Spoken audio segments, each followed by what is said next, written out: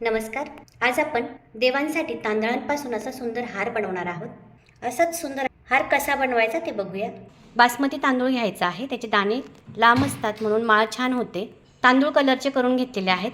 अशा पद्धतीने एखाद्या पट्टीला 2 खिळे ठोकून घ्यायचे आहेत किंवा एखाद्या बाऊलला किंवा ताटाला सुद्धा तुम्ही दोरा बांधून घेऊ शकतात. पण माळ बनवायला घेऊया. अँकरचा धागा असतो, कॉटनचा असतो म्हणून याच्यात गाठ छान बसते, निसटत नाही. तुम्ही कोणताही कॉटनचा धागा घेतला तरी चालतो.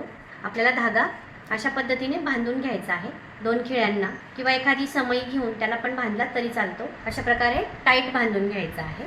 तांदूळ अशा पद्धतीने 2 धाग्यांमध्ये टाकायचा आहे आणि हा धागा गोल फिरवून त्याची गाठ बनवायची आहे. अशा पद्धतीने आपण तांदूळ ओवून घ्यायचे आहेत.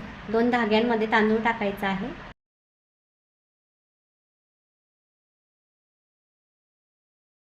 आणि गाठ चांगली ओढून घ्यायची आहे.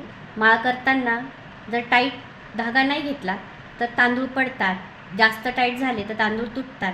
अशा वेळेस आपल्याला तुटलेल्या तांदळाच्या जागी लगेच दुसरा तांदूळ टाकायचा असतो, म्हणजे कंटिन्यूमध्ये होतो. तुमच्या आवडीच्या कलरने डिझाईनने तुम्ही बनवू शकता.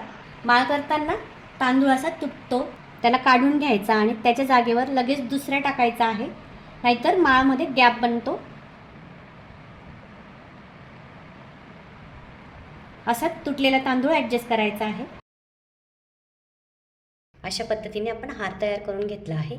आता आपण हार बाप्पांना घालूया. गणपती बाप्पांना हा हार अतिशय सुंदर दिसतो आहे. असेच हार बनवून देवांना घाला, खूप सुंदर दिसतात आणि आपले सणवार साजरे करा.